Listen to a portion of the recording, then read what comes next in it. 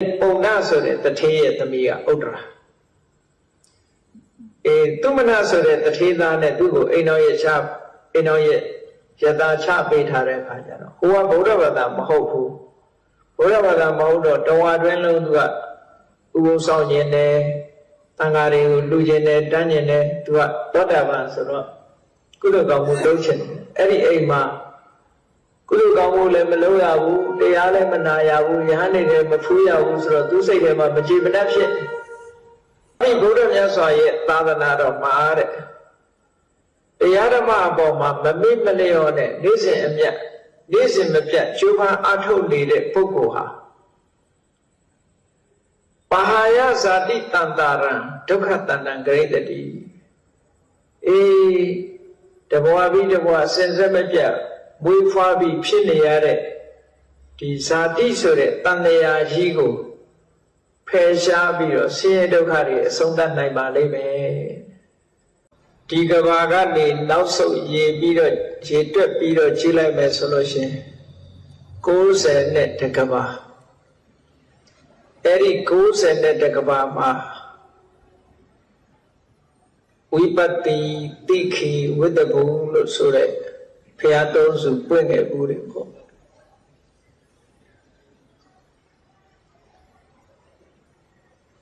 Cosa de Gavadeka bring a Piari. Anything up Chipia Jamoya the Kugo. Goroa Yasa Yaga. Cosa de Gavacha Bida, the Bada Gavama, the Jaya Jambida Hora. Long air goes at the Gavaga, Shipia the Kugo. Jambida Hores or Emitan Shiliad, the main John the Kulu, so up. Yes, of Yaya, Bobby, you are the Nodity Yano Sura. Swan in Emitama Chile. Goes at the Gavama Bione. They she neck about the thing Kalaga, Chili Damabe. Television and my Yabiro Matante had Yopong Lori who Janchia the look. Bobby Liva the Notary Yaya, a Santa Dine. A Deguaga, a Chili Yaya, Dobo, Deguaga, Yopong Lori, a Colombian and Swansi. The Luwe Yopapa. Don't got a Yariga to get Sydney the Yari. To get Chicken Yari who jumped to have a mellow. To get Shigger up Shatoja. Tamaluru need a Mabizia, Jamashivu, Piambiro, Yenizia Mashivu. To the Marisa Ari, non tremble on Legend Hare. Who may leave that notary Yanshid? Payashin the Buku Duri Jado. When you have a week, Piambiro Chile Notion, so Tidi Jaja, Colombia. Every movie leave that notary Nepatelua. Swan Ari, Dune to Medujavu. Yes, of Yaya, Swan Agaro, Chiso Bo. Coromia Barbie Chigere. Tumida Boaga Sa Abiro. Coromia Sofia Pshiti Tea. A Deguaga, Pichum Kanzaria, a Jawayariha. A Colombian Biro Honene, Nitashi. A little Piambino Horiteme. Digni Sabima Matante Taraga. Yes, I'll be at again, Goromia, Deguaga, Pitos in Boha, Naya and Nazashi. Naya Nazasura, Lady Gina Gavada Basura, that Dretchilution, alone near Naya Nasa Makana, Mubawari. Tudo, yes, I'll be Asura.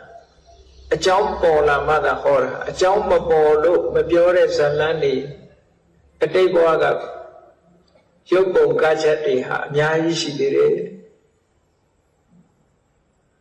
အကြောင်းတိုက်ဆိုင်လာတဲ့အခါကျတော့မချမ်းမချွေမြတ်စွာဘုရားကပြန်ပြီးတော့ဟောတယ်အဲဒီလိုအတိတ်ကိုပြန်ပြီးတော့ကြည့်နိုင်တယ်ပုဗ္ဗေနိဝါဒပုဗ္ဗေနိဝါဒအနုတ္တိပုဗ္ဗေနိဝါဒဆိုတာရှေးတုန်းကတကယ်ဖြစ်ခဲ့ဘူးတယ်နေခဲ့ဘူးတယ်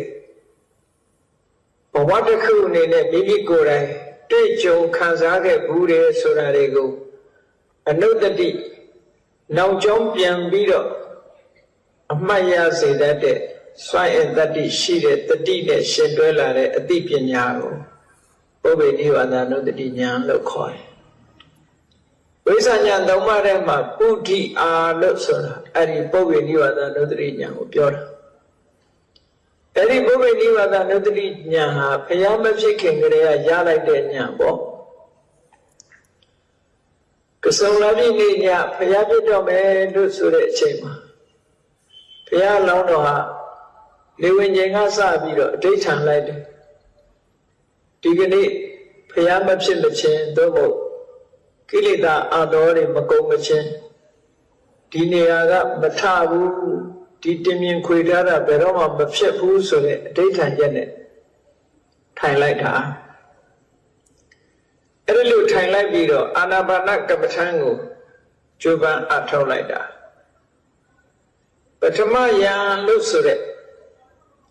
7 နာရီအတွင်းမှာအတိတ်ဘဝတွေကိုပြန်ပြောင်းပြီးတော့အမှတ်ရအတိတ်ဘဝကရုပ်ပုံလွှာတွေကိုတိတိကျကျပြန်လီစဉ်းစားလို့အတိညာထဲမှာပေါ်လာစေနိုင်တဲ့ပုဗ္ဗေနိဝါဒအနုတ္တိဉာဏ်ကိုရခဲ့တယ်ပုဗ္ဗေနိဝါဒအနုတ္တိဉာဏ်ရပြီးတဲ့အခါမှာမစ္စည်းမယံလို့ဆိုတဲ့7 နာရီကနေနာရီ2 ချက်လောက်အတွင်းသကောင်းချိန်မှာအနာဂတ်ဖြစ်စဉ်တွေတို့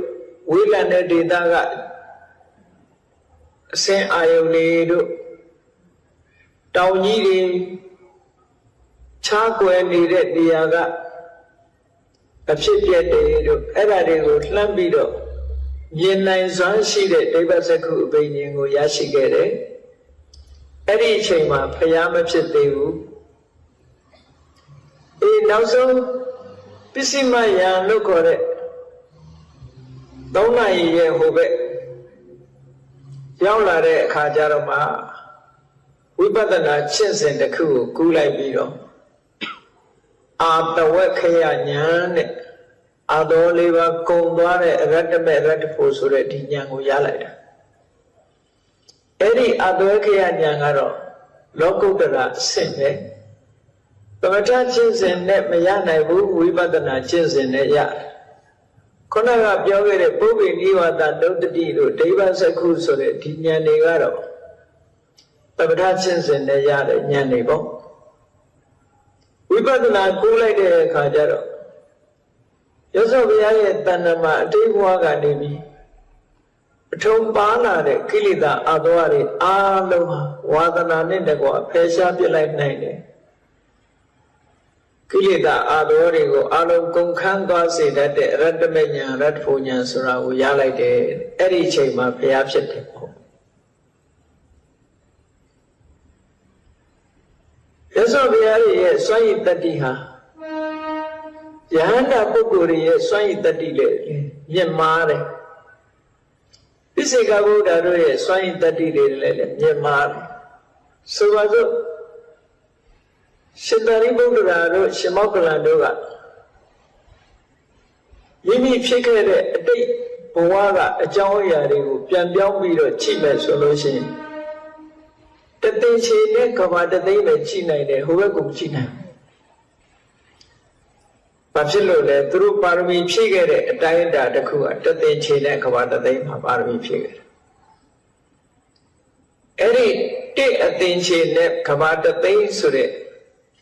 ဖြတ်သန်းလာခဲ့တဲ့ဘဝတစ်ခုနောက်ကျောင်းပြန်ပြီးတော့ကြည့်မယ်ဆိုရင်ရှင်သာရိပုတ္တရာတို့ရှင်မောက္ကလန်တို့အဲ့ဒီထီအောင်ကြည့်လို့ရတယ်ဟိုဘက်ကိုတော့သူတို့သွားလို့မရဘူးဘာဖြစ်လို့မရလဲဆိုအသိဉာဏ်အစစ်မမီဘူးပေါ့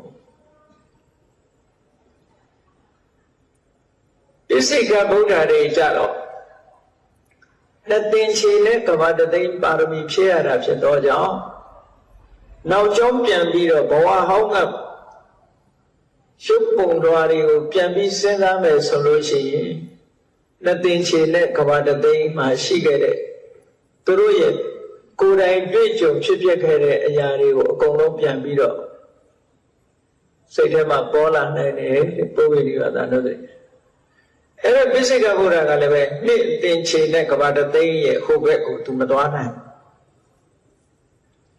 ကျန်တာခံမှန်းပြီးတော့သာကြည့်လို့ရတယ်အဲ့ဒီလိုအတိတ်အကြောင်းအရာကိုဖြစ်ပြီးတော့ပြတ်သွားတဲ့အရာတွေကိုဘယ်လိုလုပ်ပြီးတော့ပြန်ပြီးတော့ခြေရာကောက်နိုင်တယ်လဲလို့ဆိုတဲ့အခါမှာတရားတွေမှာပရိသေရိစိတ်နဲ့သုတိစိတ်ကလေးတွေဆိုတာတဘွားနဲ့တဘွားဆက်ဆက်မှုလေးတွေရှိနေတယ်အတိတ်ဘဝကသုတိစိတ်လေးရဲ့ရှားမဲ့မှာပရိသေရိစိတ်လာတာအဲ့တော့ပိစိကဗုဒ္ဓတို့ရှင်သာရိပုတ္တရာတို့ဆိုတာအတိတ်ဘဝကိုပြန်ကြည့်ခြင်းပြီဆိုလို့ရှိရင်ကြိုးတန်းကလေးကနေပြန်ပြီးတော့ရှောက်ရတယ်လို့ပဲသူတို့မှာစိတ်ရဲ့မိတွေ့ရာကလေးတွေနဲ့ပြန်ပြီးတော့သွားတာဒီတိုင်းအရန်သွားလို့မရဘူးဥပမာပဲရှင်သာရိပုတ္တရာဘဝမရောက်ခင်ကသူပြန်ကြည့်ပဲဆိုလို့ရှိရင်ဒီဘဝပရိသေရိစိတ်ကိုကြည့်ဒီဘဝပရိသေရိစိတ်ကိုကြည့်ပြီးအဲ့ဒီပရိသေရိစိတ်ရဲ့ရှေ့ပိုင်းကသုတိစိတ်ကဘာလဲအဲ့ဒီသုတိစိတ်သိတာနဲ့တပြိုင်နက်နောက်ဘဝရဲ့ပရိသေရိစိတ်ကိုတစ်ခါကြည့်ပြန်အဲ့ဒီသုတိပရိသေရိဆိုတဲ့ဒီ process ဖြစ်စဉ်ကလေးတစ်ခုပေါ်မှာနောက်ကျောင်းပြန်ပြီးတဲ့အခါမှာသုတိနဲ့ပရိသေရိကြားမှာဘာတွေဖြစ်ခဲ့တယ်ဘာတွေတွေ့ကြုံခဲ့တယ်ဘာတွေခံစားခဲ့ရတယ်အမည်နာမဘယ်လိုခေါ်တယ်ဘယ်အနွယ်မှာဖြစ်တယ်ဘယ်ဒေသမှာဖြစ်တယ်ဘယ်သူတွေနဲ့တွေ့ခဲ့တယ်ဆိုတာတွေအသေးစိတ်ပြန်ပြီးတော့ပေါ်လာတာလေသုတိပရိသေရိဆိုတဲ့ခေါင်းစည်းကလေးတွေနဲ့သူကသွားလို့ရတယ်ခေါင်းစည်းမပါဘဲနဲ့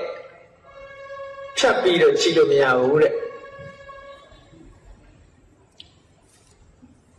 မြတ်စွာဘုရားသာသနာ့ဘာမှာသမထကျင့်စဉ်အောင်တဲ့ပုဂ္ဂိုလ်တွေကြတော့အတိတ်ဘဝကိုပြန်ကြည့်မယ်ဆိုရင်သူတို့ကကဘာ40လောက်ပဲကြည့်လို့ရတယ်ဟိုဘက်ကိုကြည့်မရဘူး။ဘာဖြစ်လို့သူတို့ကဘာ40တဲ့ဟိုဘက်ကိုမကြော်နိုင်တာလဲလို့ဆိုရင်သူတို့မှာရုပ်နဲ့နာမ်ကိုခွဲခြားသိတဲ့အသိဉာဏ်မရှိလို့ပဲတဲ့။ဒါရုပ်ပဲဒါပဲနာမ်ပဲဆိုတဲ့နာမရူပပရိစ္ဆေဒဉာဏ်ကင်းနေသည့်အတွက်ကြောင့်သူတို့ရဲ့ဉာဏ်စွမ်းဟာဉာဏ်ဤသွေးဟာအစစ်မမီဘူးပေါ့ပြည့်ပြည့်ဝဝမရှိဘူးဉာဏ်ရဲ့စွမ်းရည်တတ္တိကအဲ့ဒီကဘာ40လောက်ပဲချစ်လို့ရတယ်ယဟန္တာတွေပုဂ္ဂိုလ်တွေကြတော့ရှင်သာရိပုတ္တရာတို့ကတစ်အသင်္ချေနဲ့ကဘာတသိန်းကြည့်နိုင်တယ်ရှင်မကတ္တဝါတို့ရှင်အနန္ဒာတို့ဆိုတဲ့မဟာတာဝကတွေကြတော့ကဘာတသိန်းအတိတ်ဘဝကရုပ်ပုံတော်တွေကိုပြန်ပြီးတော့မြင်နိုင်တယ်ဒါပုဗ္ဗေနိဗ္ဗာန်သောတတိဉာဏ်ရဲ့အစွမ်းရည်တတ္တိတွေပဲဘုန်းကြီးတို့တွေဟာမနေ့ကအကြောင်းအရာတွေပြန်စဉ်းစားလို့ရှိရင်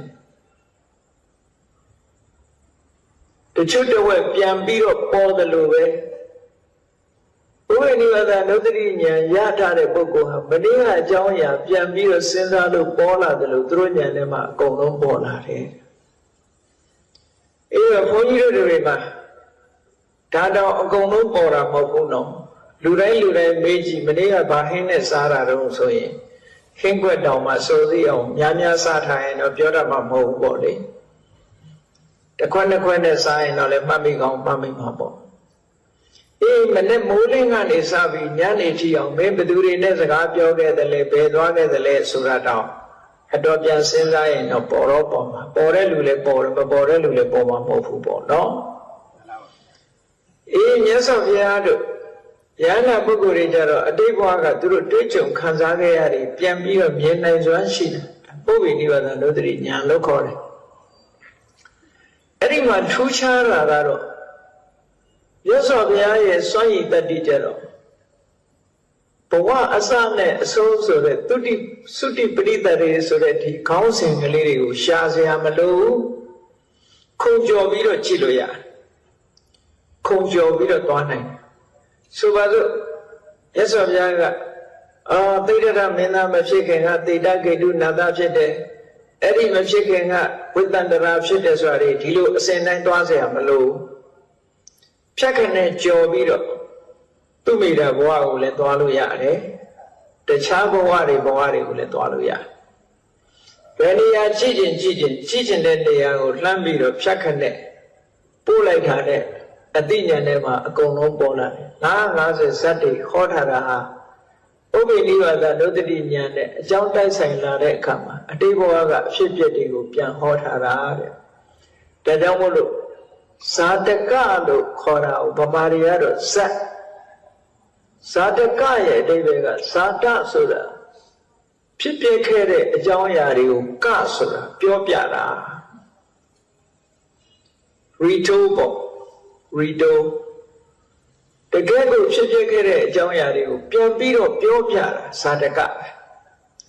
That's all the other Tuboa Tune Trichomere Jawayari Tunya Bawari, a Gonopian Biro, Piopiana, Sadaka Lukor. Every Pope knew that Nodrinia, yes, Swai that dinner. Hori, a Runa or the Totan Mole, just of Yaga, Hope Yotana. The Runa or the Totana. Parakavagani, now so Piambiro Drummer solution, goes and net Takabam Yapa. We believe Diki with the goose or a pay out those who went. Any time, Diki so that Yasabia Letega, Joya the coup, Piambiro Hotan. Any Yasabia Letema Dami Minamaga, Aruna Wadi Sura. When Susan the Muro in Namebo Arunawati. Eddie Arunawati Muro, Susan Ocho needed being near Arunawa being needed. Eddie Arunawa being needed. Arunawati knew a knee bum. Doya John the Joma, Tiki Yasabia. The BBA that the China be a young and trained dog a bullet. Very dicky, yes, of Yama.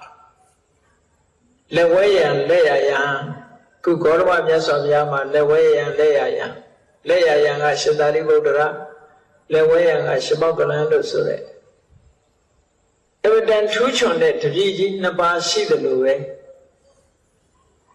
Dicky, yes, of Yama, Lewe. Ever done truth on that to be see. Ega Mahadavaga lo Koramo. A true take, Mahadavaga, a true take. Ega Mahadavaga so the Bogoria. Yes, I'll be a ye a chin. Me lu ni bo. Yes, I'll be a ye chin. Me lu ni ye chin be the book. Yes, I'll be a ye chin at all.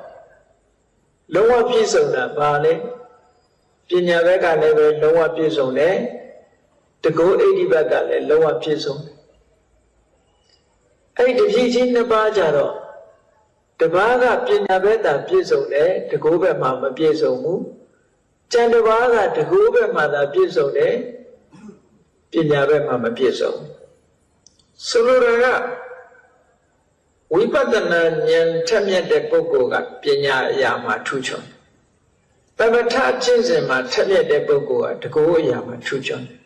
Dinagua, Shendra Dwana, the Matan, the Martine, Pinya, so a Shendina, no?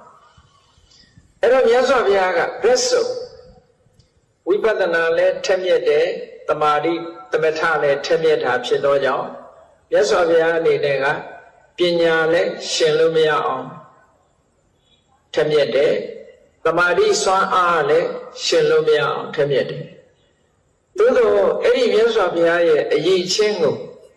မိလူနီးနီးပညာအရာမှာမိလူနီးနီးပုဂ္ဂိုလ်ကရှင်သာရိပုတ္တရာပဲသို့သောတကူကြတော့ဘုရားရဲ့နဲ့တော်တော်လေးအလှမ်းဝေးတယ်လို့ပြောတခါရှင်မောဂလန်ကတမာရိကျင့်စဉ်အောင်မြင်ထားသည့်အတွက်ကြောင့်တမာရိအရာမှာသူကထွတ်ထိပ်ပညာကြတော့ရှင်သာရိပုတ္တရာအဆင့်ကိုမမီလာပြန်ဆိုလိုတာကမြတ်စွာဘုရားကပညာရောတမာရိရောစွမ်းရည်တတ္တိအပြည့်အဝရတယ်ရှင်သာရိပုတ္တရာကြတော့ပညာသာရတယ်တမာရိတလောက်မထက်မြက်ဘူးရှင်မောဂလန်ကတမာရိထက်မြက်တယ်ပညာကြတော့တလောက်မထက်မြက်ဘူးဆိုသူတို့နှစ်ပါးပေါင်းမှမြတ်စွာဘုရားမှာရှိတဲ့အရေးအချင်းမျိုးရဲ့အောက်နေကြပြီးတော့သူတို့နှစ်ပါးပေါင်းမှမြတ်စွာဘုရားလောက်နီးနီးအရေးသွေးကိုရကြတာဘုရားကိုတော့ရှင်းလို့မရဘူးပေါ့နော်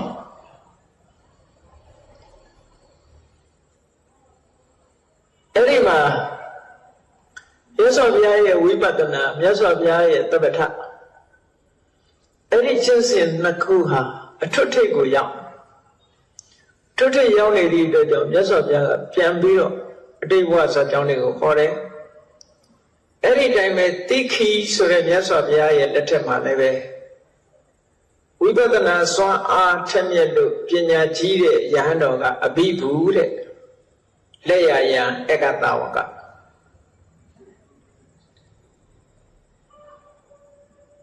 တမထအရာမှာထူးချွန်ထက်မြက်ပြီးတော့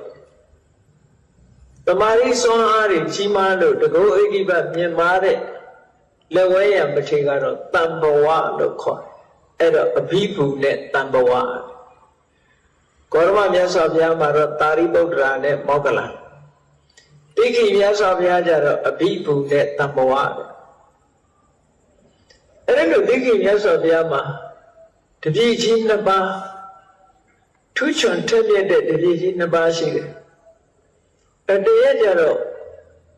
တိခိမြတ်စွာဘုရားကတပည့်ကြီးဖြစ်တဲ့အဘိဓုကိုအဲ့ဒီတော့ခေါ်တာတော့သူကဗြဟ္မဏလို့ပဲခေါ်တယ်ဘိက္ခုလို့မခေါ်တယ်သုတ္တန်စကားမှာမြတ်စွာဘုရားကတပည့်တွေကိုဘိက္ခုလို့ခေါ်တာရှိတယ်ဗြဟ္မဏလို့ခေါ်တာရှိတယ်ဒီဂေါရမမြတ်စွာဘုရားကတော့တပည့်သားတွေကိုဘိက္ခုလို့ခေါ်လို့ရှိတယ်ဘိက္ခုဆိုတဲ့စကားလုံးကိုခေါ်လို့ရှိတ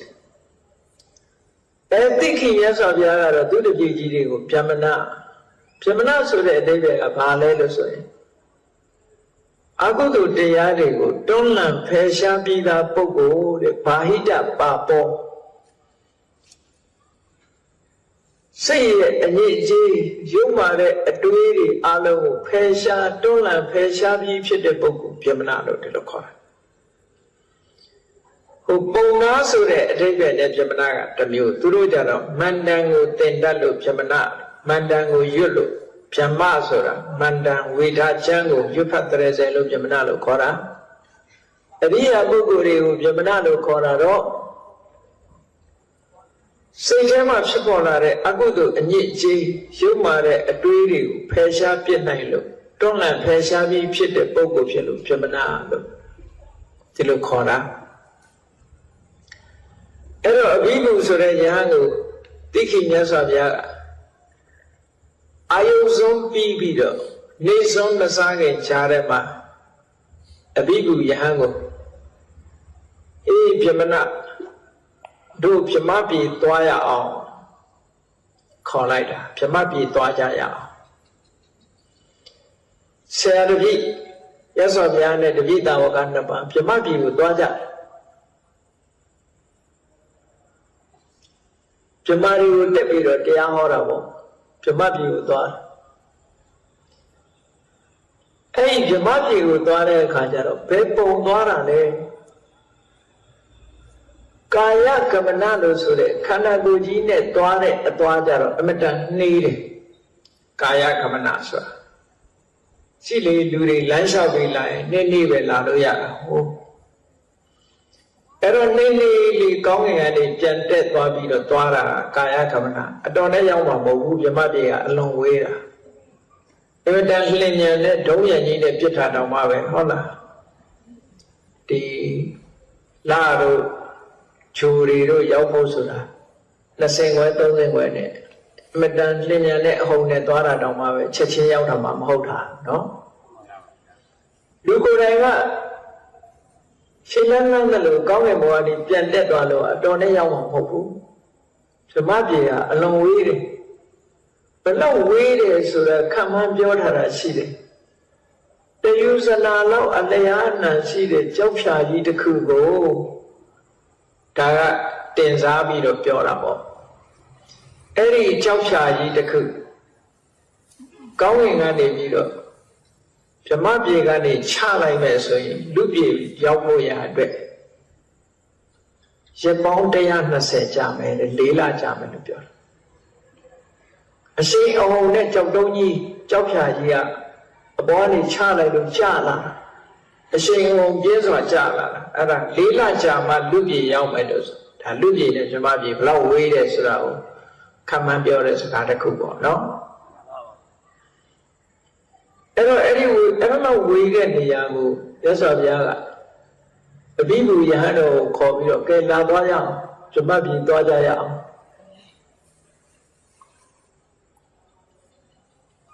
ဘယ်လိုနည်းနဲ့သွားတာတော့ဆိုကာယကမ္မနာလို့ဆိုတဲ့ခန္ဓာကိုယ်နဲ့လမ်းလျှောက်သွားတဲ့အသွားနည်းမဟုတ်ဘူးစိတ်တကမ္မနာစိတ်နဲ့သွားတဲ့အသွားနဲ့သွား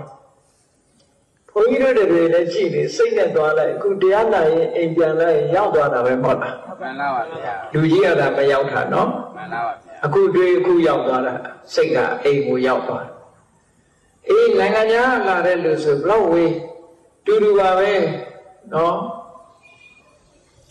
ဥကျွေဟိုလမ်းမှာရှိတဲ့အိမ်သွားတာနဲ့အတိုင်းအတာတကူနဲ့ဟိုအမေရိကန်ကအိမ်ပြန်လာတဲ့တူတူပဲမဟုတ်လားတူပါဗျာစိတ်ကတွေးလိုက်လို့ရှင်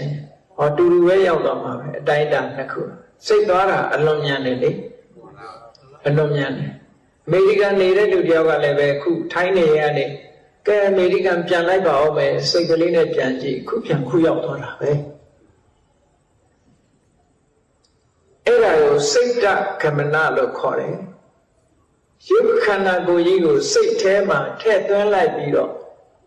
စိတ်အဖြစ်ရုပ်ခန္ဓာကိုယ်ကြီးကိုဖြောက်ပြီးတော့စိတ်အသိထည့်သွင်းလိုက်ပြီးတော့သွားလိုက်တဲ့အခါကျတော့လူပြေမှာခုနကအရုဏဝတီမြို့တော်တောရကျောင်းလေးကနေကျုပ်ခနဲ့ပျောက်သွားပြီးတော့ဟိုမှာဘွားခနဲ့ပေါ်သွားတာစိတ်ကမ္မနာလို့ခေါ်တယ်စိတ်နဲ့ကြွသွားနော်ဥပမာပေးထားတယ်ဘယ်လိုဥပမာပေးတော့ဆိုရင်ကွေးထားတဲ့လက်ကလေးကိုဆန်းလိုက်တယ်လို့အဲ့ဒါလောက်မြန်အောင်ရောက်သွားတယ်လို့ဆိုလို့တယ်ကွေးထားရကဆန်းလိုက်တဲ့အခါမှာအဲ့ဒီအချိန်ပိုင်းလေးနဲ့ပြမပြေရောက်သွားတယ်ပေါ့အကြာကြီးသွားနေစရာမလိုဘူးစိတ်ကမ္မနာအခုသွားကိုရောက်သွားတယ်စိတ်ညွတ်တဲ့အချိန်ချက်ချင်းရောက်သွားဆန်းထားတဲ့လက်ကလေးကိုကွေးလိုက်တဲ့အချိန်ပိုင်းလေးအတွင်းပဲမြတ်စွာဘုရားနဲ့အဘိဓုယဟန်တော်တို့ဟာပြမပြေရောက်သွားကြတယ်အဲ့ဒီလိုရောက်သွားတယ်ဆိုတာပင်ကိုရုပ်ပုံတန်တန်နဲ့သွားတာတော့မဟုတ်နိုင်အခုလာကဘာတို့ဂျိုရုနဲ့လိုက်တဲ့ပုဂ္ဂိုလ်တွေဟာကိုယ့်ရဲ့ခန္ဓာကိုယ်အကာအကွယ်တွေအများကြီးလုပ်ကြရတယ်မဟုတ်လားအကာအကွယ်တွေအဝတ်အစားတွေဒီကအခုလက်ရှိအဝတ်နဲ့ဝတ်သွားလို့မရဘူးဝတ်သွားလို့မရဘူးအဝတ်အစားတစ်မျိုးတီထွင်ပြီးတော့သွားရတယ်အဲ့ဒါလိုပဲတိခိမြတ်စွာဘုရားနဲ့အဘိဓုယဟန်တော်တို့ဟာဗြဟ္မပြေကြွသွားတယ်ဆိုတာနေမိတယုတ်ဖန်ဆင်းပြီးတော့သွားရအကယ်၍နေမိတယုတ်မဖန်ဆင်းမဲ့နဲ့လူသဏ္ဍာန်တိုင်းသွားလို့မရဘူးပေါ့ဒါတော့မှန်လေနတ်တွေကလူပြေလာလို့ရှိရင်လေလူပြေနဲ့တင့်တော်တဲ့ယုတ်မျိုးဖန်ဆင်းပြီးတော့လာရတယ်ဒီတိုင်းလာလို့မရဘူးဗြဟ္မာတွေကလူပြေလာလို့ရှိရင်လေလူပြေနဲ့တင့်တော်တဲ့ယုတ်ကိုဖန်ဆင်းရတယ်အဲ့ဒီလိုမှမဟုတ်လို့ရှိရင်သူတို့ယက်တီခြင်းကမစွမ်းနိုင်ဘူးဆိုပါစို့တာမတိပြမမင်းကြီးကရသော်ဘုရားက 49ရက်ပြည့်တဲ့အခါတရားရဲ့လေးနက်မှုကိုဆင်ញင်စဉ်းစားအဲ့လိုဆင်ញင်စဉ်းစားလိုက်တဲ့အချိန်မှာအိုးတရားကလည်းအမတန်လေးနက်တယ်တတ္တဝါတွေငါဟောတဲ့တရားနားလည်မှာမဟုတ်ပါဘူးသူတို့ကကာမဂုဏ်အာယုစိတ်တွေထဲမှာပြောနေကြတာတရားဟောရင်ငါပဲပင်မမှာပဲဆိုတဲ့အတွေးလေးဝင်လာတဲ့အချိန်မှာတန်တိပြမကြီးကပြုတ်ခနဲ့ရောက်လာတယ်အဲ့ဒီလိုရောက်လာတယ်ဆိုတာပြမပြမနေတဲ့ပြမရဲ့ခန္ဓာကိုယ်မဟုတ်ဘူးသူပြရောက်ရင်ရုပ်ချမ်းဖန်ဆင်းလာခဲ့ရဖန်ဆင်းလာပြီးတော့မြတ်စွာဘုရားရှေ့မှာလက်ဝဲဘက်ဒူးကမြေကြီးကိုထောက်ပြီးတော့လက်ရဘက်ကမုတ်ဆိုးတိုင်းထိုင်တာပေါ့နော်ဒူးတစ်ဖက်ထောက်ပြီးတော့မုတ်ဆိုးတိုင်းထိုင်ပြီးလက်ဥချီပြီးဘုရားကိုလျှောက်တာနိဗ္ဗာန်တကားကြီးဖွင့်တော်မူပါဆိုအဲ့ဒီမှာမုတ်ဆိုးတိုင်းထိုင်လို့ရအောင်ကဗြဟ္မာရဲ့ခန္ဓာကိုယ်အစစ်နဲ့ဆိုရင်ထိုင်လို့မရတခါတော့ကဟတ္တကဆိုတဲ့ဗြဟ္မာကြီးကလူပြေလာဘုရားရှိရောက်ပြီးတော့သူလာလိုက်တာကဗြဟ္မာပြေကရုပ်ပုံလွာအတိုင်းသူကဒီလာတယ်လာပြီးတဲ့အခါဘုရားရှိမှသူကရက်မလို့ကြိုးစားတာရက်လို့မရဘူးတဲ့မြုပ်မြုပ်ဝင်သွားတယ်။ဘာဖြစ်လို့ရက်လို့မရတာတော့ဆိုတော့ဗြဟ္မာရဲ့ခန္ဓာကိုယ်ကလူပြေကမြေလွှာတွေပေါ်မှာဆောက်လေးပေါ်မှာရက်လို့မရဘူး။တရေကကြည့်ဘူးကြလိမ့်မယ်။တရေတွေကကြည့်နိုင်ရနေပါတွေမှာသူတို့မှအကာအကွယ်မဖြစ်ဘူးမလား။အဲ့ဒီဗြဟ္မာကလည်းရုပ်ချမ်းဖန်ဆင်းမထားလို့ရှိရင်ဒီမြေပေါ်မှာသူရက်လို့မရအဲ့ဒီမှာမြတ်စွာဘုရားကတတိပေးတာအေးရုပ်ချမ်းဖန်ဆင်းလိုက်ရုပ်ချမ်းဖန်ဆင်းလိုက်ဆိုမှအဲ့ဒီကြတော့မှရုပ်ဖန်ဆင်းမှဘုရားရှေ့မှာရက်ပြီးတော့ဘုရားကိုအယုသိပေးလို့ရတာအနှုတ်မို့ဆိုသူရက်လို့မရဘူးဘာဖြစ်လို့ရက်မရတော့ဆိုတိတ်မွေ့တယ်သူတို့ခန္ဓာကိုယ်အခိုးအမွေ့လို့ဖြစ်ရက်လို့မရဘူးအဲ့ဒါကြောင့်လို့လူတွေရဲ့အသင်္တရံသဘောမျိုးရုပ်ချမ်းဖန်ဆင်းလိုက်တဲ့အခါမှာရက်လို့ရတယ်ဆိုတဲ့စကားတွေကိုထောက်ထားလို့ရှိရင်တိခိမြတ်စွာဘုရားနဲ့အဘိဓုဆိုတဲ့ဧကတာဝကအကမဟာတာဝကတို့ဟာပြမကြီးကိုစိတ်တကမနလို့ခေါ်တဲ့စိတ်နဲ့ကြွသွားလိုက်တာဟုတ်ဆိုရောက်သွားကြတယ်ချက်ချင်းရောက်သွားတယ်ရောက်သွားတဲ့အခါမှာဗြဟ္မပြည်နဲ့တင့်တော်တဲ့ရုပ်ကိုဖန်ဆင်းပြီးတော့ရောက်သွားကြတာရောက်တဲ့ဆိုရင်ပဲဗြဟ္မာတွေဟာဝိုင်းအုံပြီးတော့ဘုရားနဲ့ယန္တာကြွလာတယ်ဆိုတော့ဝန္တာအာရနဲ့စွတ်ပြီးတော့ရောက်လာကြတယ်ပေါ့အဲ့ဒီလိုရောက်လာတဲ့အချိန်မှာဗြဟ္မာတွေမှာလည်းပထမဇန်ဗြဟ္မာဘုံမှာအဆင့်30ရှိတယ်လူတွေရဲ့အဆင့်အတန်းရှိတယ်လို့ဗြဟ္မာပြည်မှာလည်းပဲအဆင့်တန်းရှိတယ်ဒီအဆင့်တန်းဆိုတာဘယ်နေရာမှာပဲဖြစ်ဖြစ်အဆင့်တန်းဆိုတာရှိနေတာလူတွေရဲ့အဆင့်တန်းမခွဲခြားရဘူးလို့ပြောတဲ့နိုင်ငံမှာလည်းအဆင့်တန်းရှိတာနော်သူတို့မခွဲခြားရဘူးဆိုတာဒီအပြောကလေးနဲ့မခွဲခြားရဘူးလို့ပြောတာ discrimination ဆိုတာမလုပ်အောင်ပေါ့လေလူချင်းတူပဲတို့တော့တဘာဝကပေးတဲ့ခွဲခြားမှုဆိုတာတော့ရှိကိုရှိတယ်လူတွေမှာတဝိနဲ့တဝိဟုတ်လားအကျင့်စာရိတ္တကောင်းတဲ့လူရှိတယ်အကျင့်စာရိတ္တမကောင်းတဲ့လူရှိတယ်ပညာထက်တဲ့လူရှိတယ်ပညာနှိမ့်ကြတဲ့လူရှိတယ်မရှိပေဘူးလားအေးအဲ့ဒီလိုတဘာဝပေးထားတဲ့အဆင့်အတန်းကတော့ဘယ်လိုမှဖြောက်လို့မရဗြဟ္မပြေမှာလည်းပဲလူပြေတုန်းကလုပ်ခဲ့တဲ့ကုသိုလ်ကောင်းမှုချင်းမတူသည့်အတွက်ကြောင့်ဗြဟ္မပြေမှာအဆင့်30ရှိတယ်တဲ့ပထမဇန်ဗြဟ္မပြေမှာနံပါတ်1ကမဟာဗြဟ္မာပုဆိုးတဲ့ဗြဟ္မာကြီးအမတန်တကိုးကြီးတယ်သူကအဲ့ဒီဗြဟ္မာကြီးကမြင်လို့မြင်ရတာမဟုတ်ဘူးဗြဟ္မာတွေက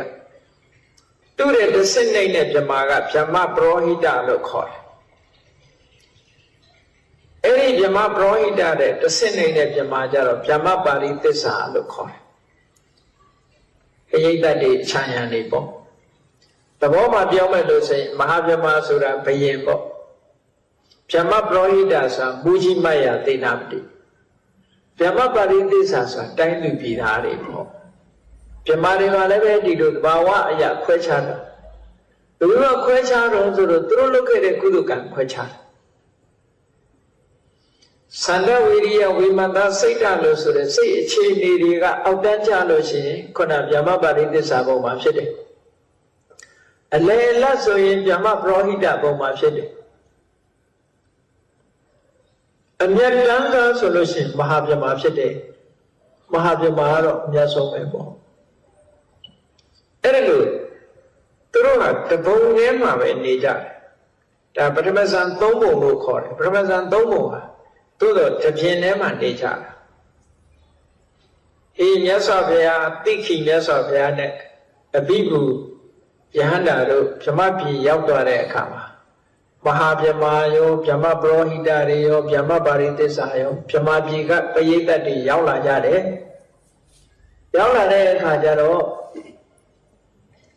တိခိမြတ်စွာဘုရားအဘိဓုယဟန်ကိုတိုက်တွန်းတယ်ပြမနာ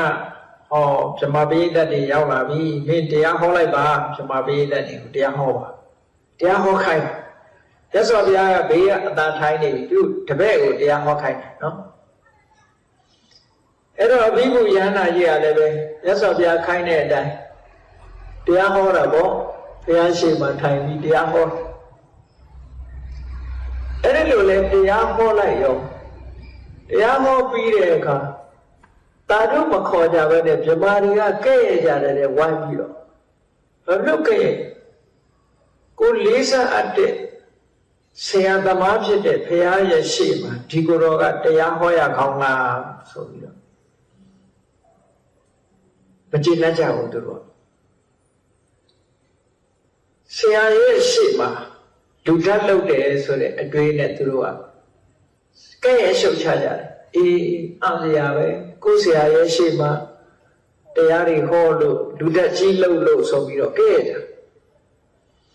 အဲ့ဒါလို့ကဲ့ရတဲ့အခါမှာမြတ်စွာဘုရားကအဘိဓုယဟန်တော်ကိုပြောတယ်အဘိဓုမင်းကိုတော့ကဲ့ရနေကြပြီတဲ့ပြမတွေကအဲ့တော့မင်းပို့ပြီးတော့အစွမ်းတကူပြပြီးတော့တရားကိုထိတဲ့ချဲချဲထပြီးတော့ဟောလို့ဆိုတော့အဲ့ဒီမှာတကူအိဋ္ဌိဘတ်တွေကအသုံးချပြီးတော့အဘိဓုယဟန်ကဘယ်လိုဟောတော့ဆိုလို့ရှိရင်တရားဟောတဲ့အခါမှာရိုးရိုးတယ်ဟောတာမဟုတ်ဘူးပြမာတွေကိုအစွမ်းတကူပြလိုက်တာတရားဟောနေရင်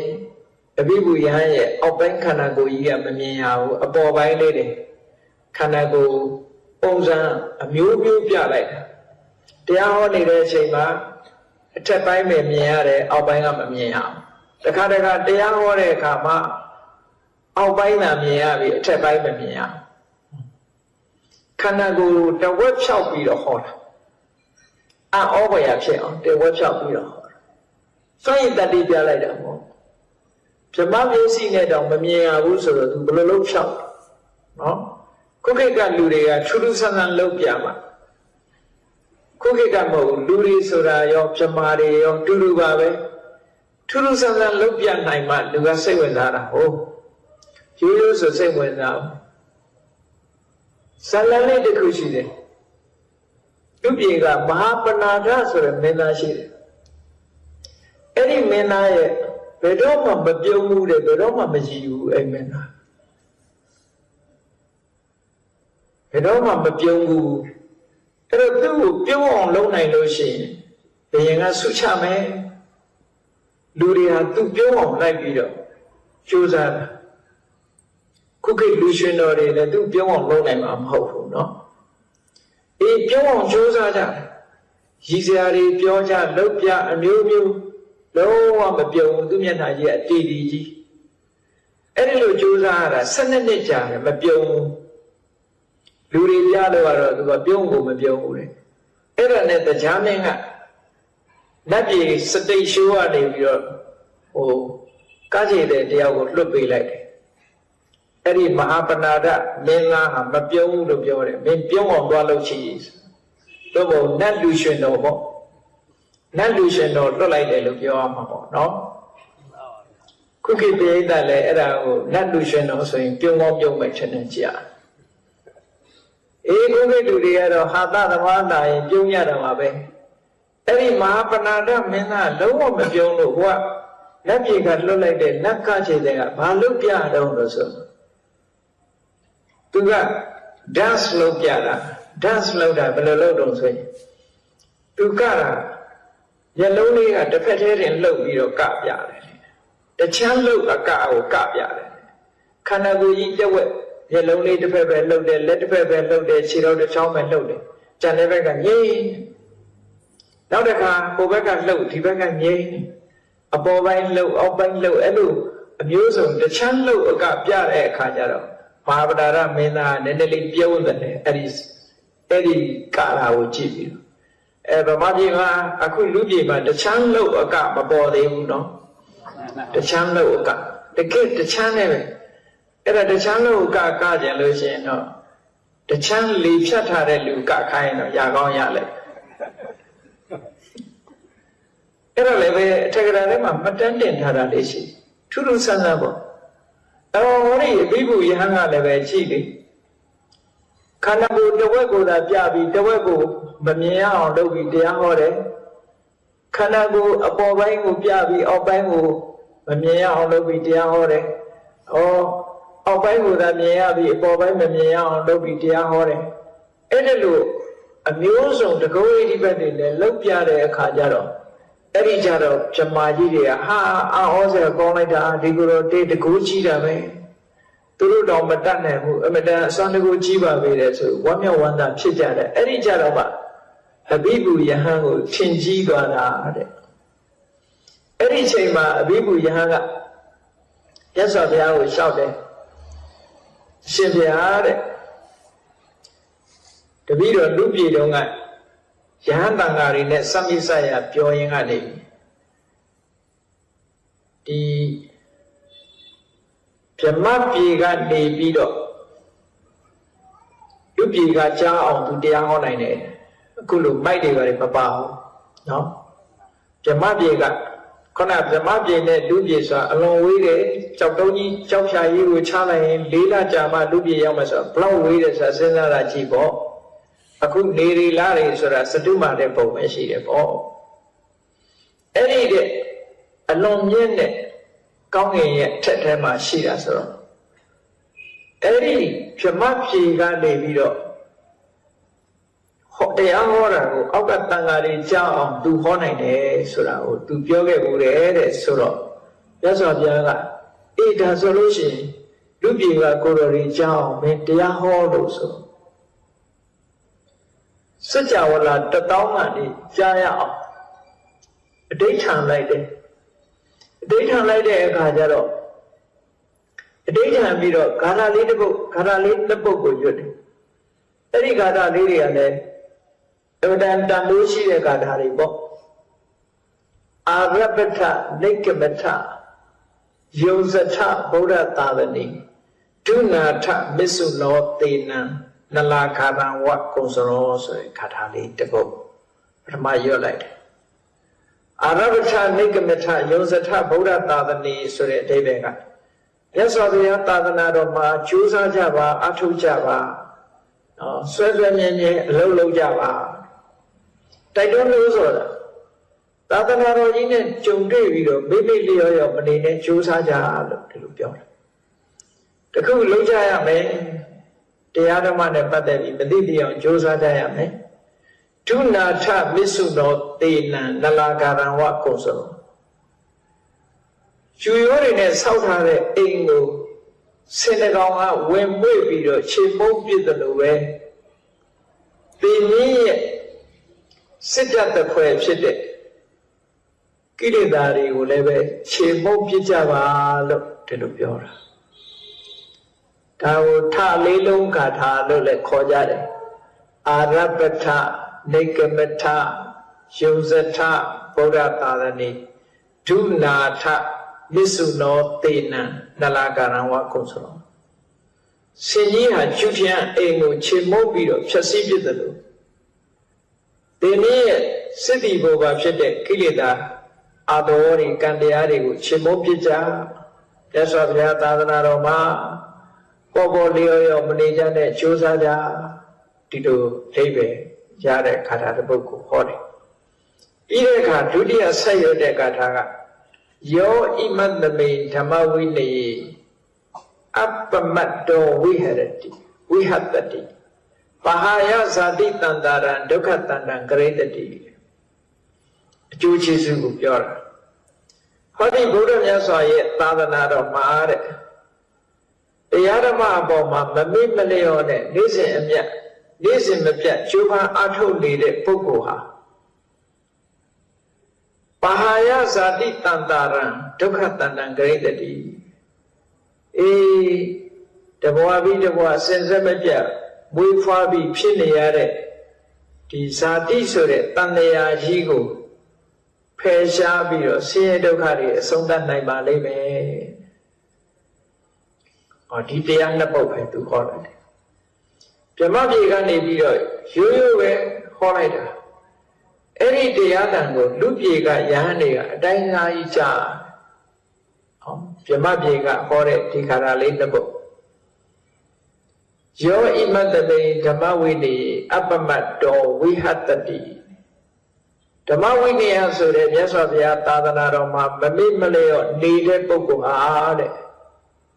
ပါဟာယဇာတိတန္တာရဇာတိလို့ဆိုတဲ့တန်လျာကြီးကိုဖယ်ရှားပြီးဒုက္ခတဏ္ဍဂရိတတိဆင်းရဲဒုက္ခကိုဆုံးသတ်နိုင်ပါလိမ့်မယ်ဆိုတဲ့ဒီတရားကိုသူဟောလိုက်တယ်အဲ့ဒီလိုတရားဟောပြီးတဲ့အခါ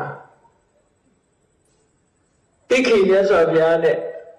အဘိဓုဆိုတဲ့ဧကတာဝကတို့ဟာလူပြေကိုပြန်ရောက်လာကြတယ်။ပြန်ရောက်တယ်ဆိုတဲ့အချိန်မှာလဲစိတ်ဓခမနနဲ့သွားတာ။ဟိုမှာပြုတ်ခနဲ့ပျောက်ပြီးတော့လူပြေကကြောင်းမှာသွားခနဲ့ပေါ်လာတာ။ဒါဗြဟ္မပြေခရီးတစ်ခေါက်ပြန်လာခဲ့ကြတယ်။ကျောင်းတော်ရောက်တဲ့အခါကျတော့အဘိဓုယဟန်ရဲ့ရွတ်ဆိုတဲ့ဟောကြားတဲ့ဂါထာတွေကိုကြားရလာလို့ဆိုယဟန်တော်တွေကအလုံးကြားရတယ်ဒီတရားဘယ်လိုကြားတော့ဆိုခုနကတာနှစ်ပုဒ်ကိုပြန်ရွတ်ပြကြတယ်။ဒါစွန့်ရည်တတိတွေပေါ့။စွန့်ရည်တတိဆိုတာလေ့ကျင့်ထားလို့ရတာလည်းရှိတယ်။အစွမ်းတကူဆိုတာနေရာတကာတိုင်းမှာရှိတယ်။အဲ့တော့သံဃာကျမ်းစာမှာအစွမ်းတကူ10မျိုးဆိုတာရှိတယ်နော်။အစွမ်းတကူ10မျိုးဆိုတာနံပါတ်1ကဘာလို့ဆိုရင်အဋ္ဌာဏအဋ္ဌိစာပေမှာအဋ္ဌိ10ပါးလို့လည်းပြောတယ်အဋ္ဌိကိုဗမာလိုကတကိုးလိုပဲပြန်တယ် literal meaning စကားလုံးကပြောတဲ့အဓိပ္ပာယ်ကတော့ဖြစ်ဆုံးခြင်းလို့ဒီလိုလေးပဲရတယ်လိုချင်တာဖြစ်တာစွမ်းတကိုးဆိုတာကိုဖြစ်စေချင်တာဖြစ်အောင်လုပ်နိုင်တာစွမ်းတကိုးခေါ်တာပေါ့ကိုဖြစ်ချင်တာဖြစ်အောင်လုပ်တယ်အဲ့ဒီမှာအဋ္ဌာဏဆိုတာအဋ္ဌာန်လိုက်တယ်ဥပမာတယောက်က1000ဖြစ်အောင်အဋ္ဌာန်ဒါစွမ်းတကူတစ်ခုပဲကြည့်လေရှင်စုလပန်ကနေပြီးတော့သူရဟန္တာဖြစ်တဲ့အခါကျတော့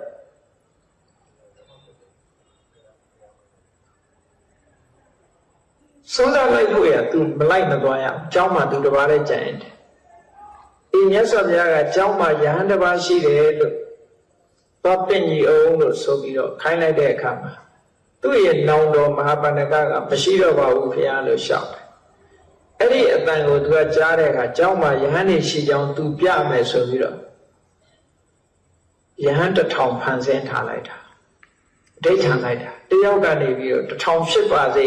ဆိုပြီးတော့ဒိဋ္ဌံလိုက်သူ့ရဲ့ဒိဋ္ဌံရဲ့အတိုင်းပဲယဟန်1000ယဟန်1000ကလည်းကြည့်တချို့ကတပြက်စီးလဲနေတယ်တချို့ကရေခတ်နေတယ်တချို့ကသင်္ကန်းချုပ်နေတယ်တချို့ကတရားထိုင်နေတယ်ကျောင်းဝင်းကြီးတစ်ဝင်းလုံးဟာယဟန်1000နဲ့ပြည့်တယ်ဆိုတော့လာပင့်တဲ့လူကနေပြီးတော့လာပင့်တဲ့အခါဟိုကတပားပဲပင့်ခိုင်းတာဒီကြတော့1000ဆိုသူမပင့်ရဲဘူးပေါ့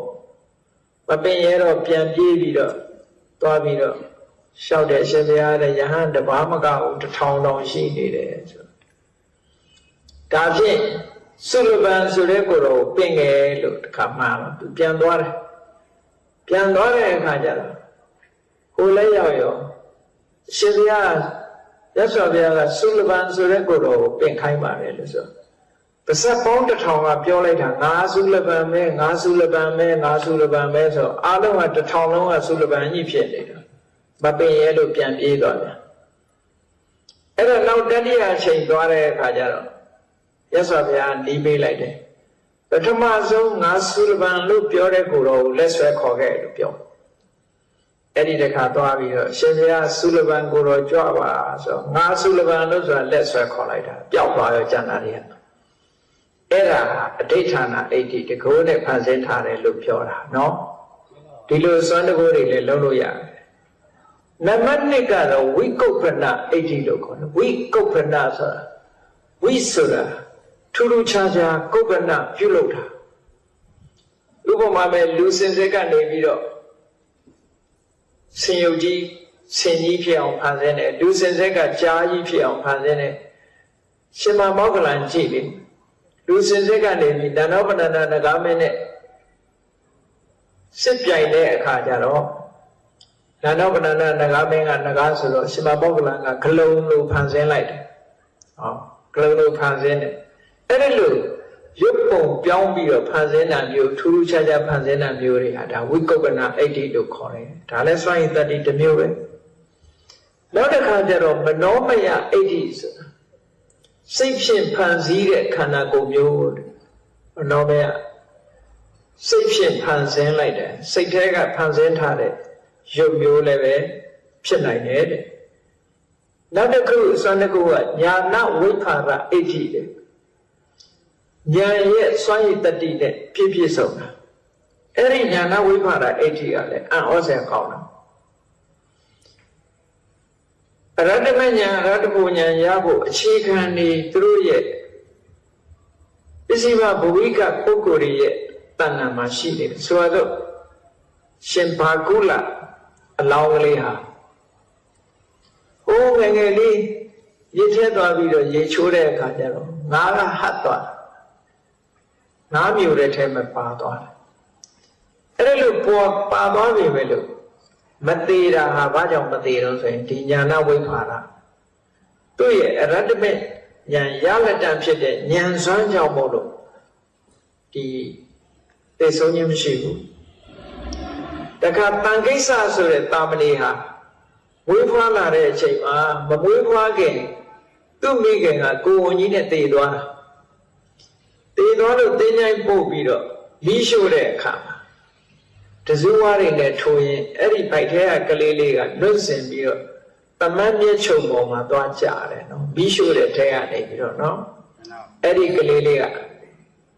ဒီအသက်အိမ်နဲ့ပတ်ပြီးတော့သူကအသက်ရှင်တယ်တမန်မြင့်ချုံပေါ်ကြတော့သူ့ကိုဓဗ္ဗလို့နာမည်ပေးထားတာတန်ကိစ္စလို့ဓဗ္ဗလို့ဆိုတာဒီလိုပဲဒီမသေးဘူးဘာဖြစ်လို့မသေးတော့ဆိုပစ္စည်းမဘဝိကဒါညာဏဝိဖာရအဋ္ဌိလို့ခေါ်တယ်အတိညာရဲ့စွန့်ရင်တတ္တိတစ်ခုပဲရှင်ဓဗ္ဗလို့ရှင်တန်ကိစ္စလို့ဆိုတာအဲ့ဒါမျိုးနောက်တစ်ခုကသမာဓိဝိဖာရအဋ္ဌိသမာဓိဝိဖာရသမာဓိစွမ်းအားနဲ့ဆိုရင်လည်းပဲဘယ်သူမှဒုက္ခမပေးနိုင်ဘူးတခါတော့ရှင်သာရိပုတ္တရာမထေရတောရကျောင်းမှာရှင်မောဂလန်နဲ့အတူ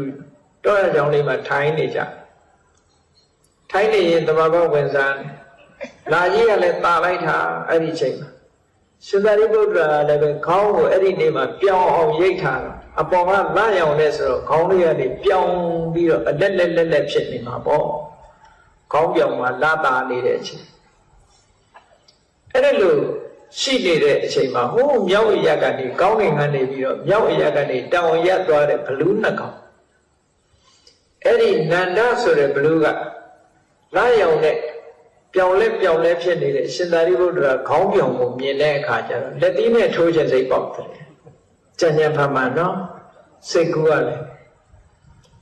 ခေါင်းပြောင်မှာလာရောင်ဟတ်နေတာကိုမြင်တဲ့အခါကျတော့လက်သီးနဲ့ထိုးချက်လို့တဲ့ဟိုရဟန်းထိုင်နေတာငါလက်သီးနဲ့သွားထိုးမယ်ပေါ့ဟိုဘွားတော့ကပေါင်းစင်သမားများဖြစ်လာသလားမသိဘူးသူကထိုးရင်ကြိတ်ချင်တဲ့ဝါဒနာရှိတယ်အရှင်သာရိပုတ္တရာထိုင်နေတာမြင်တယ်လက်သီးနဲ့သွားထိုးမလို့တော့သူ့ဖော်လို့တဲ့ဒီဘလူးကပြောတယ်မလုံးနဲ့မင်းသွားမလုံးနဲ့အဲ့ဒီရဟန်းအမတန်တကူကြီးတယ်သွားမလုံးနဲ့ဟောတမဘဝင်စားနေတာမရဘူးသူလုံးမှာပဲလက်သီးစွမ်းပြအောင်မဆိုဆင်းလာပြီးတော့ရှင်သာရိပုတ္တရာခေါင်းကိုလက်သီးနဲ့ထိုး သူ့လက်သီးချက်ကဘလောက်ပြင်းတယ်လဲဆိုရင်ခုခေတ်ကကက်ဆီယက်စ်တဲ့ဟိုရင်ဘောက်ဆယ်သမားတဲ့လက်သီးတဲ့ပြင်းလိုက်တယ်နော်စာထဲမှာဘလောက်ပြင်းတော့ဆိုရင်သူထိုးလိုက်တာတောင်တုတ်ကြီးတစ်ခုတော့ဝုန်းဝင်နဲ့ပြိုကျသွားတော့အောင်ပြင်းထန်တယ်လို့ပြောတာပဲအဲ့လိုရှင်သာရိပုတ္တရာကောင်းကိုလက်သီးနဲ့ထိုးလိုက်တဲ့အချိန်မှာရှင်သာရိပုတ္တရာကတမာတိစွမ်းအားတမာတိဝိဖာရအဋ္ဌိဆိုတဲ့စွမ်းအားကြောင့်ဒီလောက်ပြင်းထန်တဲ့လက်သီးထန်လေးဟာကောင်းမှချင်းလေးနဲ့ကြိုက်သွားသလားလို့ရာယုံလေးပဲရလိုက်တယ်။ဘာဖြစ်အဲ့ဒါကိုဘယ်သူကမြင်လို့ဆိုရှင်မမောက္ကလမြင်လိုက်တာအေးတမာတိဝင်စားနေရကလက်သီးနဲ့လည်းချိုးပြီးရောရှင်သာရိပုတ္တရာတမာတိကနေထလိုက်တော့ကောင်းမှတမျိုးလေးပဲလို့ဒီလိုခံစားရတော့ရှင်မောက္ကလကပြေးလာပြီးရှင်ဘုရားဘယ်နဲ့နေသေးတော့ဘယ်နဲ့နေဘလူးတကောင်ရှင်ဘုရားကောင်းလက်သီးနဲ့ဝင်ထိုးသွားတယ်တဲ့အဲ့ဒါခေါင်းပြောင်ပြောင်ရိတ်ထားလို့ရှင်တော့လာရောင်ထဲမှာမထိုင်ကြလေနဲ့လက်သီးနဲ့ထိုးတဲ့ကောင်တွေတွေ့ရင်မလွယ်ဘူးနော်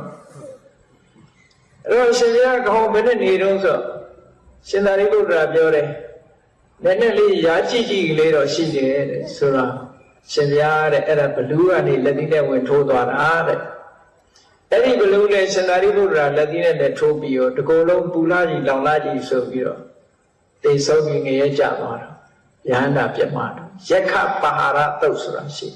အဲ့ဒါမျိုးတမာတိဝိဖာရအဋ္ဌိလို့ခေါ်တယ်နောက်တစ်ခု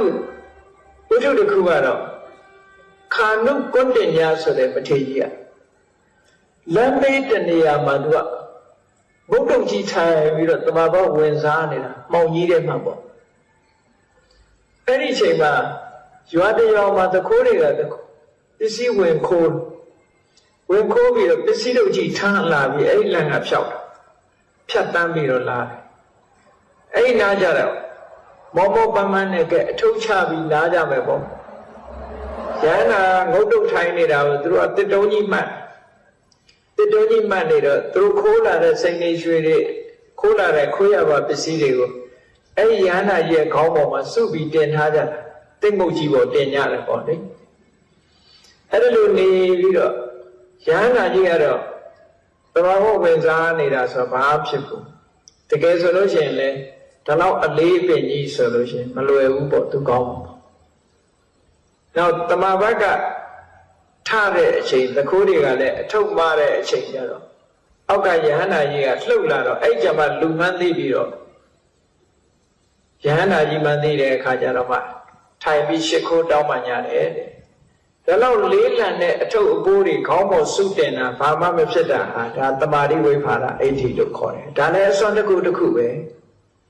တာမန်ဆိုလို့ရှိရင်မခံနိုင်တဲ့အနေအထားတစ်ခုရှိတာပေါ့နော်ဒါတစ်ခုကြည့်လေဥပ္ပရာဆိုတဲ့တထေသမီးလေး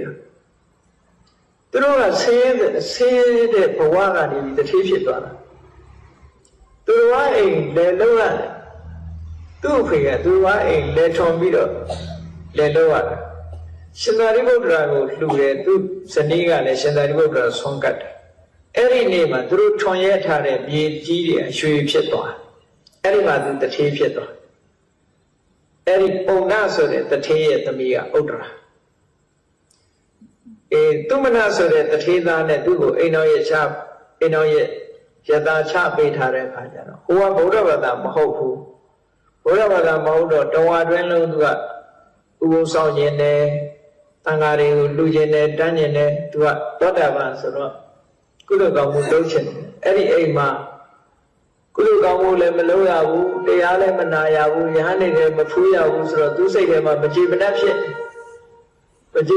တော့သူ့အဖေကိုလှမ်းပြီးတော့အကြောင်းကြားတယ်ဒီအိမ်တွေကတော့သူဆင်းရဲတယ်ပေါ့တန်ဃာတွေလည်းတပါးမှ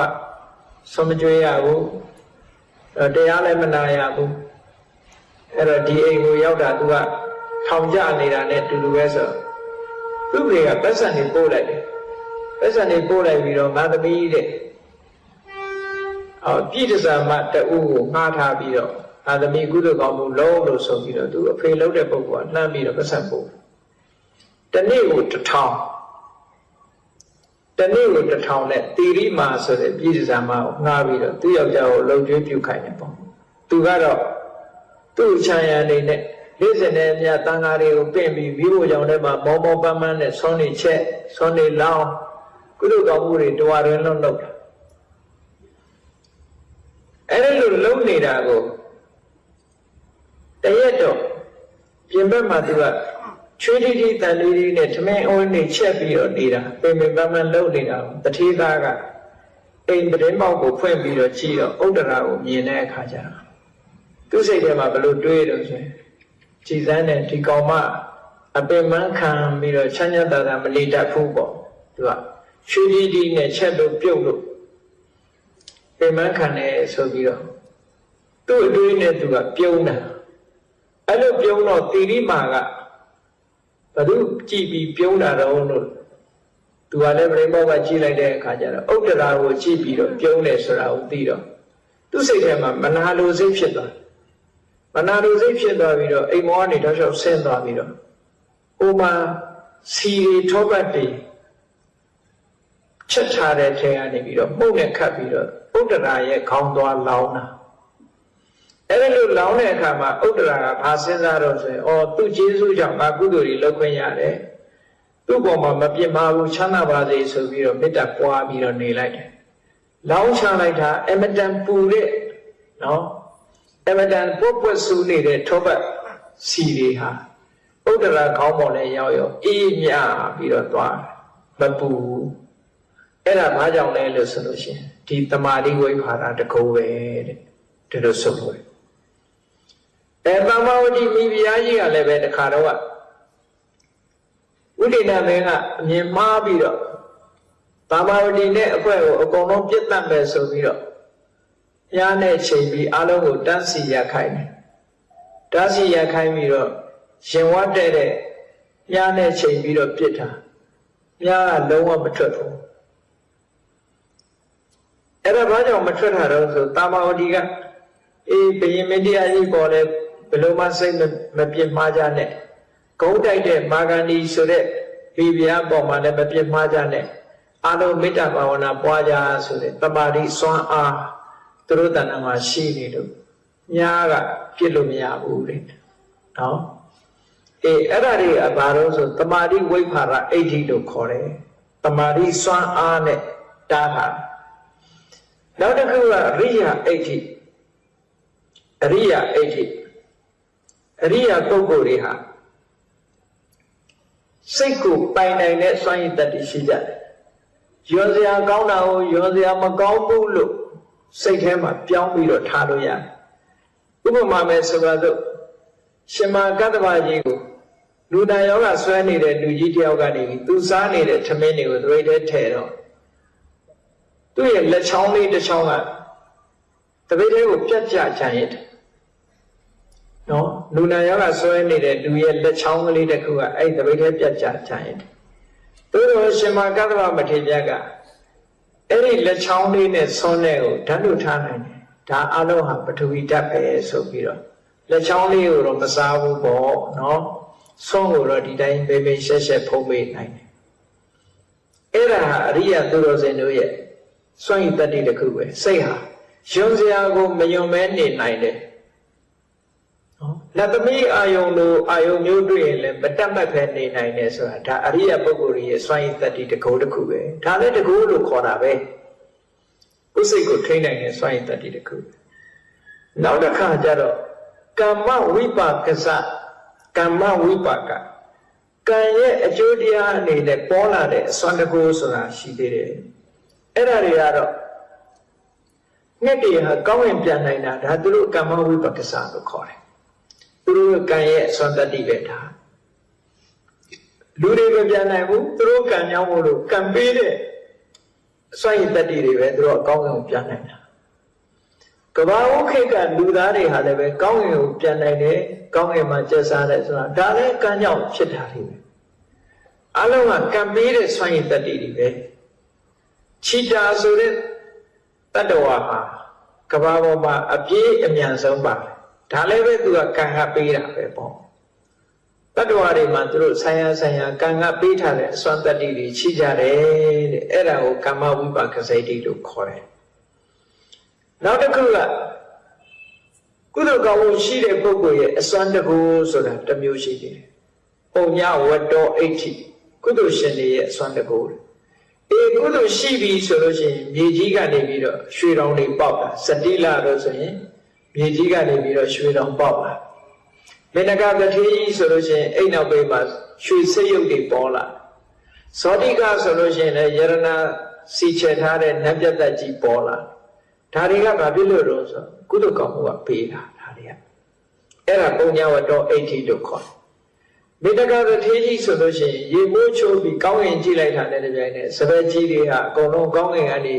စပားတွေကျပြီးတော့ပြည့်သွားတယ်လို့ပြောတာဒါတွေဟာသူ့ရဲ့တကူအဋ္ဌိပတ်ပဲလို့ပြောတာဘာမှမဏ္ဍန်တွေပါလေရွတ်တာမဟုတ်ဘူးကုသိုလ်ကောင်းမှုရှိတဲ့ပုဂ္ဂိုလ်ကလည်းကုသိုလ်ကောင်းမှုကအစွမ်းတကူတစ်ခုပဲတဲ့နောက်တစ်ခုကတော့ဝိဇ္ဇာမယအဋ္ဌိဒါကတော့တန္တရတို့မန္တရတို့ဝိဇ္ဇာအတတ်ပညာတွေနဲ့အင်ချတာတို့အင်တောက်တာတို့ဒါတွေရှိမှာပေါ့လေတန္တရမန္တရစနစ်တကျလုံးရင်ကနေပြီးတော့အစွမ်းတကူတွေရှိလာတာအဲ့ဒါကဝိဇ္ဇာမယအဋ္ဌိလို့ခေါ်တယ်ဟောနောက်တစ်ခုကတော့နောက်ဆုံးတစ်ခုကဘာလို့ဆိုရင်တထသမ္မာပယောဂိဋ္ဌိသမ္မာပယောဂကျူးပန်းအထုတ်တဲ့လုံလဝိရိယတစ်ခုဒီလိုပြောတယ်ဘဝတစ်ခုရလာတဲ့အခါမှာစီးပွားရေးကိုကြိုးစားလို့စီးပွားရေးအောင်မြင်လာတယ်ဒါသမ္မာပယောဂအဋ္ဌိပဲစာပေကြိုးစားသင်လိုက်လို့တောရမှာတောအောင်စနေဘုံမှာမွေးတဲ့ပုဂ္ဂိုလ်ပဲဖြစ်စေအထိတ်တန်းထက်တန်းကိုရောက်လာနော်ထူးချွန်တဲ့ပုဂ္ဂိုလ်ဖြစ်လာခုခေတ်လိုပြောမယ်ဆိုလို့ရှိရင်တောကလူတယောက်စာကြိုးစားတယ်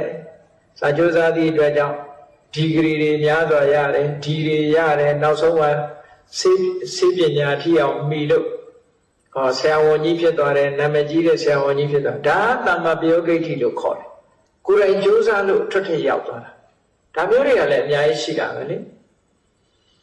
အိန္ဒိယနိုင်ငံမှာဆိုရင်စန်းနေတဲ့ထဲကအမ်ဘီဒကာဆိုတဲ့စန်းနေအိန္ဒိယနိုင်ငံသားတယောက်ဆိုလို့ရှိရင်ကြိုးစားလိုက်တဲ့အတွက်ကြောင့်ဒေါက်တာဘွဲတွေရဒေါက်တာဘွဲရပြီးအိန္ဒိယနိုင်ငံရဲ့ constitution ကိုသူရေးတာတကယ်ဆိုလို့ရှိရင်စန်းနေဆိုတာအန်တချေပေါ်ဘယ်သူမှမချိချင်ဘူးမကင်ရင်တဲ့ပုဂ္ဂိုလ်နောက်ဆုံးကဒီမြင်းမဲတွေကလည်းသူတို့မတင်ဘူးကားကလည်းမတင်ဘူးသူတို့နားဆိုရှောင်ရတယ်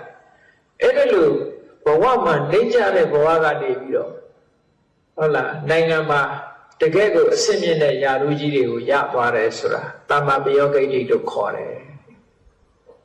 တမန်လူကလေးတယောက်ကတထေးကြီးဖြစ်သွားတာမျိုးတွေဒါတတသမ္မာပယောဂိဋ္ဌိပညာဓာတ်ကြီးဖြစ်သွားတယ်ဒါကြောင့်မို့လို့ပေါင်းလိုက်တဲ့အခါကျတော့ဒါ80မျိုးလို့ခေါ်တယ်အဲ့ဒီ80မျိုးတွေကအခုပြောတဲ့အဘိဓမ္မာယံတော်ဟာဗြဟ္မာပြေကနေပြီးတော့လူပြေကကြားလောက်အောင်အတန်နဲ့ရွတ်နိုင်တယ်ဆိုတာသူ့ရဲ့ဒိဋ္ဌံချက်အောင်မြင်မှုပဲအဋ္ဌာဏအဋ္ဌိနဲ့ဖန်ဆင်းတယ်လို့ဒီလိုပြောရမှာဖြစ်ပါတယ်ဒါကြောင့်မို့လို့အဲ့ဒီအဘိဓမ္မာယံခေါ်ကြားဆုံးမထားတဲ့အထက်မှာယောဣမတမေဓမ္မဝိနေအပ္ပမတ္တောဝိဟတတိပဟာယဇာတိတန္တာရံဒုက္ခတန္တံဂရိတတိလူဘဝရလာပြီးတော့သာသနာတော်ကြီးနဲ့ကြုံတွေ့တဲ့အခါမှာမမေ့မလျော့ဖို့အရေးကြီးတယ်မမေ့ဘူးဆိုတာဒါနကောင်းမှုပြုဖို့မမေ့ဘူးစင်စစ်မပြတ်လုပ်တယ်သီလဆောက်တည်ဖို့မမေ့ဘူးစင်စစ်မပြတ်လုပ်တယ်ကမ္မထဘာဝနာပွားများအထောက်ဖို့မမေ့ဘူးစင်စစ်မပြတ်လုပ်တယ်ဆိုတဲ့အဲ့ဒီတရားတွေကိုမမေ့မလျော့ကြိုးစားအထောက်ကြမယ်ဆိုလို့ရှိရင်ဖြစ်လိုက်အိုလိုက်နာလိုက်သေလိုက်ဆိုတဲ့ဒီတန်တရားကြီးကိုဖယ်ရှားပြီးတော့ဆင်းရဲဒုက္ခတွေအဆုံးသတ်သွားမှာဖြစ်ပါတယ်။ဒါကြောင့်မို့တရားချိခင်သူတော်စင်ပြိဿတ်တို့ဟာမမေ့မလျော့ကြိုးစားအထောက်ခြင်းဖြစ်လာလဲကုသိုလ်ကောင်းမှုတို့၌မမေ့မလျော့ခြင်းကသာလဲကောင်းကျိုးချမ်းသာတွေကိုရပြီးတော့ဒုက္ခအဆုံးသတ်နိုင်တယ်ဆိုတာသဘောပေါက်ပြီးတော့ကုသိုလ်တရားတို့၌မမေ့မလျော့ကြိုးစားအထောက်နိုင်ကြပါစေကုန်သတည်း